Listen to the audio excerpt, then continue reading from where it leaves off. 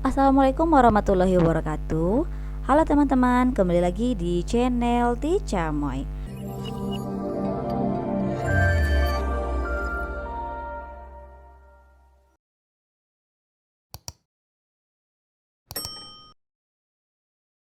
Pada video kali ini kita akan mengupas materi tes wawasan kebangsaan yang sering keluar pada saat tes CPNS, khususnya materi yang berkaitan dengan pilar negara beserta beberapa contoh soal TWK.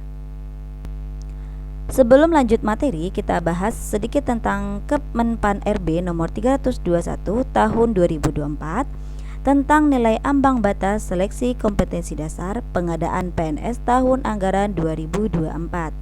Nah, ini untuk selanjutnya dapat teman-teman baca lagi detailnya.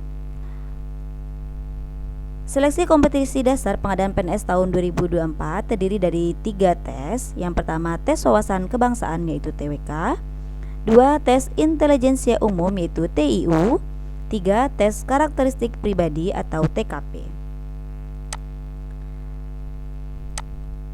Nah, untuk tes wawasan kebangsaan sendiri bertujuan untuk menilai penguasaan pengetahuan dan kemampuan dalam mengimplementasikan yang pertama, nasionalisme. Diharapkan teman-teman CPNS dapat mewujudkan kepentingan nasionalisme melalui cita-cita dan tujuan yang sama dengan tetap mempertahankan identitas nasional. 2. Integritas. Diharapkan teman-teman CPNS menjunjung tinggi kejujuran, ketangguhan, komitmen, dan konsisten sebagai satu kesatuan sikap untuk mencapai tujuan nasional. 3. Bela negara. Diharapkan teman-teman mampu berperan aktif dalam mempertahankan eksistensi bangsa dan negara. 4. Pilar negara. Dengan menerapkan pilar negara, mampu membentuk karakter positif melalui pemahaman dan pengamalan nilai-nilai dalam Pancasila, Undang-Undang NKRI tahun 1945, NKRI dan Bhinneka Tunggal Ika. Yang kelima, bahasa negara. Teman-teman mampu menggunakan bahasa Indonesia sebagai bahasa persatuan yang sangat penting kedudukannya dalam kehidupan bermasyarakat, berbangsa, dan bernegara. Lanjut ke materi tentang NKRI dan Bhinneka Tunggal Ika. Secara teoritis, terjadinya NKRI melalui proses rangkaian tahap-tahap yang berkesinambungan. Tahap ini digambarkan dalam keempat alinea pembukaan Undang-Undang Dasar 1945. Alinea pertama berbunyi, terjadinya NKRI dimulai dengan adanya pengakuan akan hak setiap bangsa untuk memerdekakan dirinya, adanya tekad bangsa untuk menghapus segala penindasan dan penjajahan suatu bangsa atas bangsa lain. Hal ini merupakan sumber motivasi perjuangan. Alinea kedua, adanya perjuangan bangsa Indonesia melawan penjajahan. Negara dicita-citakan menuju keadaan merdeka, bersatu, berdaulat, adil dan makmur. Pada alinea ketiga, terjadinya NKRI atau Negara Indonesia adalah kehendak bersama seluruh bangsa Indonesia dan sebagai suatu keinginan luhur bersama. Di samping itu, terjadinya negara Indonesia juga kehendak dan atas rahmat Allah yang Maha Kuasa. Bukti bahwa bangsa Indonesia religius dan mengakui motivasi spiritual. Alinea keempat, negara Indonesia perlu menyusun alat-alat kelengkapan negara yang meliputi tujuan negara, bentuk negara, sistem pertahanan negara, undang-undang dasar dan dasar negara. Dengan demikian, sempurnalah proses terjadinya negara Indonesia. Kita bahas konsep negara kesatuan menurut Undang-Undang Dasar 1945. Yang pertama, ada butir-butir dalam Undang-Undang Dasar 1945 yang menyatakan 1. Pengukuhan keberadaan Indonesia sebagai negara kesatuan terdapat dalam pasal 1 ayat 1. 2. Menghilangkan keraguan terhadap pecahnya NKRI. 3. Memperkuat prinsip negara kesatuan dan tidak sedikit pun mengubahnya menjadi negara federal. Poin B. Asal-usul Indonesia sebagai negara kesatuan terdapat dalam pasal 1 ayat 1 Undang-Undang Dasar. dirumuskan oleh PPKI yang merupakan tekad bangsa Indonesia sejak Sumpah Pemuda pada tahun 1928. Hal itu merupakan cita-cita luhur para pendiri bangsa.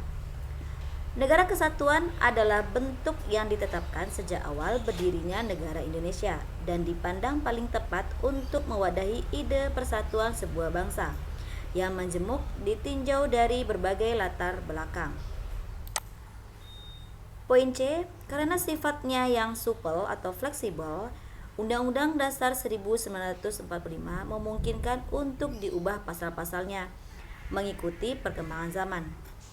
Kecuali yang tidak dapat dirubah adalah pembukaan Undang-Undang Dasar 1945, bentuk NKRI sebagai negara kesatuan berbentuk republik. Terdapat dalam pasal 1 ayat 1. Poin keempat, mengapa pembukaan Undang-Undang Dasar 1945 tidak boleh diubah? Karena merupakan dasar dalam berdirinya bangsa Indonesia dalam negara kesatuan. Pembukaan tersebut tetap dipertahankan dan dijadikan pedoman. Lanjut, mengapa Indonesia mempertahankan bentuk negara kesatuan? Kesepakatan untuk tetap mempertahankan bentuk negara kesatuan didasari pertimbangan bahwa Undang-Undang Dasar 1945 secara nyata mengandung semangat agar Indonesia ini bersatu, baik yang tercantum dalam pembukaan maupun dalam pasal-pasal Undang-Undang Dasar 1945 yang langsung menyebutkan tentang NKRI. Prinsip kesatuan dalam NKRI dipertegas dalam alinea keempat pembukaan Undang-Undang 1945 dalam upaya membentuk suatu pemerintahan negara Indonesia yang melindungi segenap bangsa Indonesia dan seluruh tumpah darah Indonesia. Negara Kesatuan Republik Indonesia dinyatakan dibagi atas, bukan terdiri atas. Kalimat dibagi atas menunjukkan bahwa Negara Kesatuan Republik Indonesia tersebut adalah satu. Setelah itu, baru kemudian dibagi atas daerah-daerah, sehingga Negara Kesatuan tidak bisa dipisahkan satu sama lain. Sebagai negara kepulauan berciri Nusantara, wilayah perairan Indonesia meliputi 1. Batas laut teritorial, 2. Batas landas kontinen, 3. Batas zona ekonomi eksklusif atau ZEE. Kita bahas satu persatu berkaitan dengan batas wilayah. Yang pertama, laut teritorial, wilayah laut yang berjarak 12 mil laut dari garis pangkal Indonesia. Di dalam wilayah ini, Indonesia memiliki kedaulatan penuh. 2. Landas kontinen, wilayah dasar laut yang terletak di luar laut teritorial hingga kedalaman tertentu atau hingga 200 mil laut dari garis pangkal. Indonesia memiliki hak untuk mengeksplorasi dan memanfaatkan sumber daya alam di landas kontinen. 3. Zona ekonomi eksklusif atau ZEE merupakan wilayah laut yang berjarak 200 mil laut dari garis pangkal. Di dalam ZEE, Indonesia memiliki hak berdaulat untuk mengeksplorasi, memanfaatkan, melestarikan, dan mengelola sumber daya alam di dasar laut dan perairan di atasnya. Nilai-nilai kebangsaan yang dijunjung tinggi dalam NKRI antara lain, yang pertama, kedaulatan rakyat. Maksudnya adalah kekuasaan tertinggi berada di tangan rakyat yang diwujudkan melalui pemilu. 2. Persatuan dan kesatuan. Meski beragam, seluruh rakyat Indonesia tetap bersatu dalam satu negara. 3. Keadilan sosial. Negara berusaha untuk menciptakan kesejahteraan dan keadilan bagi seluruh rakyat. Lanjut materi tentang Bhinneka Tunggal Ika. Kata Bhinneka Tunggal Ika diambil dari kitab Sutta Soma yang ditulis oleh Empu Tantular pada abad 14 di masa kerajaan Majapahit. Secara harfiah, artinya yang pertama Bhinneka yaitu beragam, yang kedua tunggal artinya satu, 3 artinya ika artinya adalah itu, sehingga diartikan beraneka ragam itu satu, berbeda-beda tetapi tetap satu jua. Secara hakikat berarti meskipun Indonesia terdiri atas bermacam-macam suku bangsa, yaitu adat istiadat, kebudayaan, agama, dan terdiri dari beribu-ribu kepulauan, namun keseluruhannya merupakan suatu persatuan yaitu Persatuan Bangsa dan Negara Indonesia.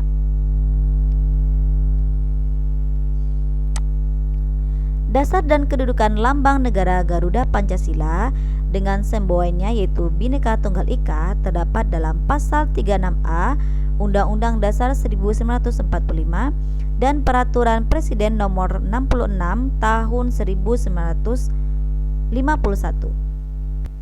Bhinneka Tunggal Ika dijadikan sebagai semboyan negara diusulkan oleh pertama kali yaitu Muhyiddin kepada Bung Karno. Kita lanjut membahas soal yang pertama. Di dalam NKRI, Pancasila berperan sebagai ideologi negara dan panduan dalam kehidupan berbangsa dan bernegara. Dalam sila keempat Pancasila disebutkan kerakyatan yang dipimpin oleh hikmah kebijaksanaan dalam permusyawaratan perwakilan. Bagaimana penerapan sila keempat ini dalam kehidupan politik di Indonesia? A. Semua keputusan politik diambil berdasarkan suara mayoritas tanpa pertimbang lain. B. Semua keputusan politik diambil hanya oleh pemerintah pusat tanpa melibatkan rakyat. C. Semua keputusan politik harus didasarkan pada musyawarah untuk mencapai mufakat serta melibatkan perwakilan rakyat melalui lembaga-lembaga demokratis. D. Semua keputusan politik diambil oleh elit politik tanpa musyawarah dengan rakyat. E. Semua keputusan politik tidak memerlukan keterlibatan perwakilan rakyat.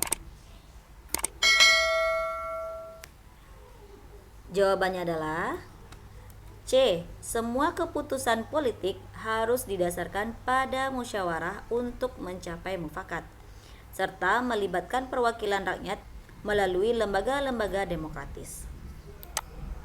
Lanjut soal berikutnya. Indonesia dikenal sebagai negara yang memiliki banyak suku, agama, dan budaya yang berbeda-beda. Sebagai negara kesatuan, Indonesia merupakan prinsip persatuan dan kesatuan dalam menjaga keutuhan bangsa. Bagaimana Anda memahami konsep persatuan dan keberagaman dalam konteks NKRI? Bagaimana prinsip ini diimplementasikan dalam kehidupan sehari di tengah perbedaan yang beragam saat ini? A. Setiap warga negara menghormati adat dan tradisi daerah lain sehingga tidak ada diskriminasi berdasarkan asal-usul atau budaya. B. Masyarakat menghargai perbedaan keyakinan dan agama serta hidup berdampingan dengan mengikuti semua keyakinan. C. Pemerintah dan masyarakat harus menjunjung tinggi penegakan hukum yang tidak membedakan ras, suku, agama dengan menimbang status sosial. D. Sebagai nilai budaya yang dijunjung tinggi di Indonesia, gotong royong adalah wujud kebersamaan dan kerjasama antar warga pada kelompok tertentu. E. Memberikan kesempatan beribadah kepada umat beragama dengan membatasi kegiatan keagamaan. Jawabannya adalah A. Setiap warga negara menghormati adat dan tradisi daerah lain, sehingga tidak ada diskriminasi berdasarkan asal-usul atau budaya. Di sini konsepnya jelas ya teman-teman untuk persatuan dalam keberagaman. Dengan poin B, masyarakat ini menghargai perbedaan keyakinan dan agama. Ya, benar, menerapkan persatuan dalam keberagaman. Namun, penjelasan berikutnya serta hidup berdampingan dengan mengikuti semua keyakinan. Ini berarti tidak sesuai dengan Pancasila sila pertama ya. Kemudian poin C, pemerintah dan masyarakat menjunjung tinggi penegakan hukum yang tidak membedakan ras, suku, agama dengan menimbang status sosial. Nah, ini jelas ya. Dan poin D, ini juga jelas bahwa kerjasamanya hanya pada kelompok tertentu. Memberikan kesempatan beribadah kepada umat beragama dengan membatasi kegiatan keagamaan. Nah, ini berarti persatuan dalam keberagamannya tidak diterapkan. Lanjut soal berikutnya. Sebagai aparatur sipil negara, Anda memiliki peran penting dalam menjaga keutuhan NKRI di era digital. Bagaimana peran Anda dalam menjaga keutuhan NKRI di era globalisasi dan teknologi digital yang semakin berkembang saat ini? A. Menyaring informasi yang beredar dan tidak terpengaruh hoax dan menyebarkan informasi tersebut tanpa memastikan kebenarannya.